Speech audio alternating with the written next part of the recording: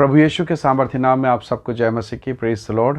आइए आज के दिन के लिए हम प्रभु का धन्यवाद करें, परमेश्वर के वचन की ओर अपने मन को लगाएं। मेरे साथ परमेश्वर के वचन को निकालिएगा। पहला राजा अध्याय 14 और उसका वचन 8, उसके अंतिम भागों को मैं आपके लिए पढ़ूंगा। यहाँ लिखा है, दाऊद अपने पूर्ण मन से मेरे पीछे पीछे चलता और केवल वही करता था जो मेरी दृष्टि में ठीक है।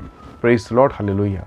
प्रभु के लोगों, दाऊद के अगर जीवन को देखें तो बहुत उतार और चढ़ाव से भरा हुआ जीवन है। यदि आप पुराना नियम के राजाओं के जीवन को देखते चले जाएं, उनका अध्ययन करें, तो आपको इज़राइल और यहूदा के राजा के विषय में ये जानकर बड़ा आश्चर्य होगा। अधिकांश राजा बहुत बुरे थे, कुछ बुरे थे, कुछ बहुत, और कुछ तो हद से ज़्यादा बुरे थे। इन राजाओं के विषय में लिखा है, परंतु इन राजाओं के बीच में दाऊद का जिक्र है। दाऊद राजा के वंश से नहीं है, दाऊद कोई बहुत बड़े परिवार से नहीं आ रहा है। हाँ, यहूदा के गोत्र में जरूर है, पर यदि आप दाऊद के जीवन को देखें तो भेड़ बकरियों का वो चराने वाला, अपने परिवार में सबसे छोटे में उसकी गिनती है। मतलब लिस्ट में मानो उसका कहीं कोई नाम नहीं है।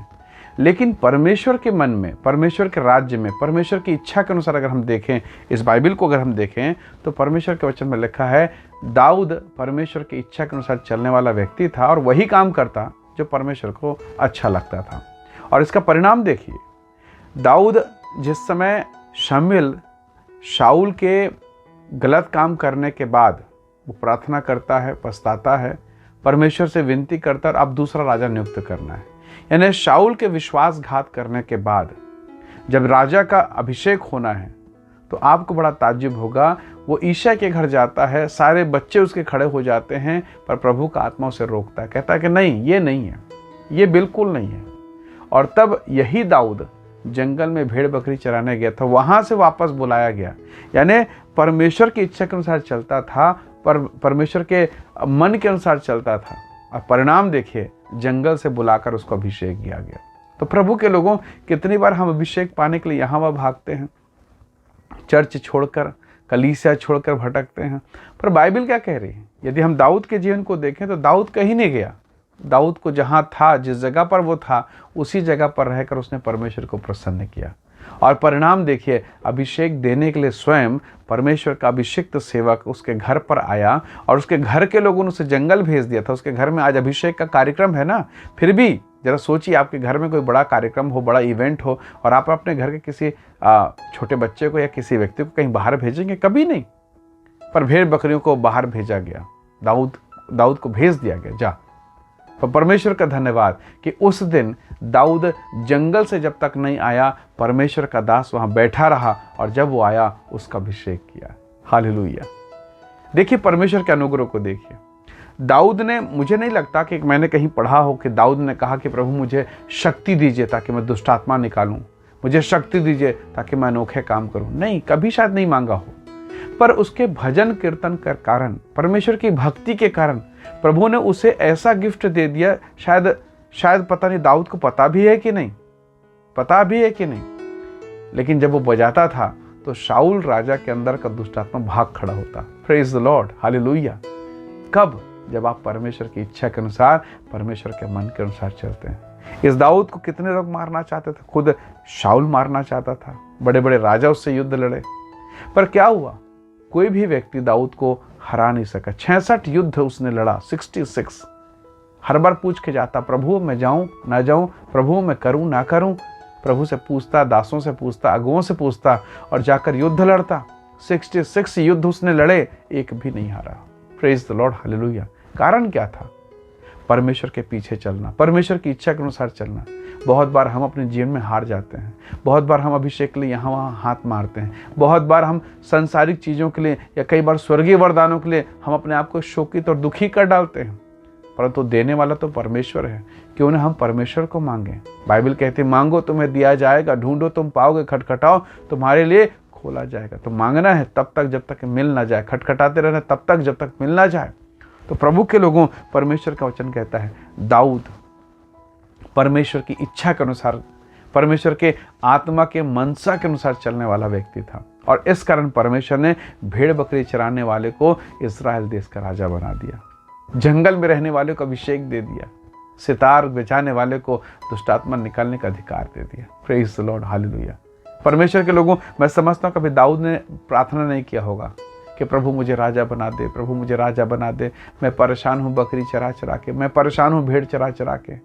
कभी भी उसने शायद प्रार्थना नहीं किया। परमेश्वर ने उसके लिए स्थान बना लिया। Hallelujah, praise the Lord. शायद उसने कभी नहीं प्रार्थना की प्रभु कि शाऊल को दुष्ट आत्मा पकड़ ले और मैं जाके निकालूं और फिर मेरा प्रमोशन हो जाए। कभी नहीं। परमेश्वर ने प्लान किया। Praise the Lord.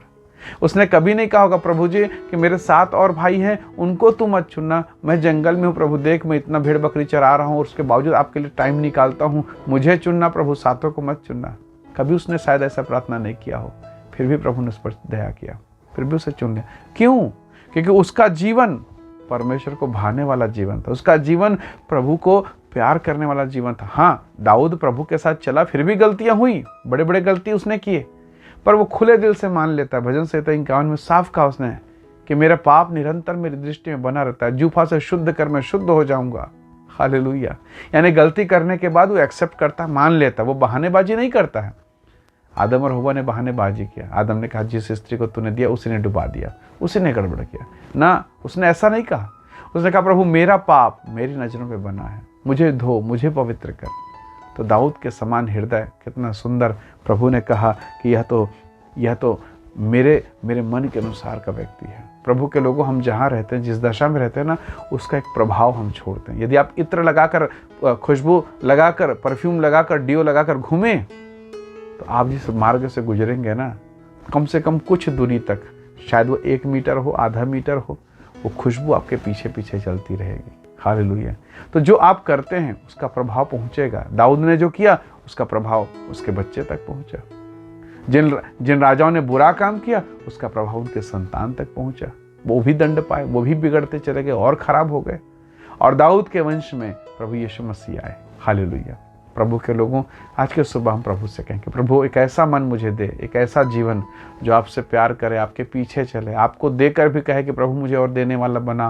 प्रार्थना में बैठने के बाद और कहे कि प्रभु मुझे और सामर्थ्य दे और मैं बैठ सकूं, आपकी हुजूरी में आ सकूं। परमेश्वर के लोगों, निसंदेह प्रभु आपको आशीष देगा, जंगल से उठाकर अभिषेक करेगा, नीचे स्थान से आपको ऊंचाई पर लेकर जाएगा और आपके हाथ के कामों को आशीष देगा। आइए हम दुआ करें, प्रार्थना करें, प्रभु के नाम का धन्यवाद करें। प्रेमी अनुग्रहकारी स्वर्गीय पिता, मेरे प्रिय लोगों को आशीष दें, अनुग्रह प्रदान करें, और जो वचन इन्होंने सुना है इनके जीवन के लिए यीशु के नाम से आशीष का कारण हो। हम सारी महिमा आपको देते हैं, धन्यवाद के साथ विनती मुक्तिदाता प्रभु यीशु के सामर्थी नाम से मांगते हैं। आमीन, आमीन। प्रभु आप सबको बहुत ऐसे आशीष दे। बहुत धन्यवाद। जय मसीह की। Praise the Lord.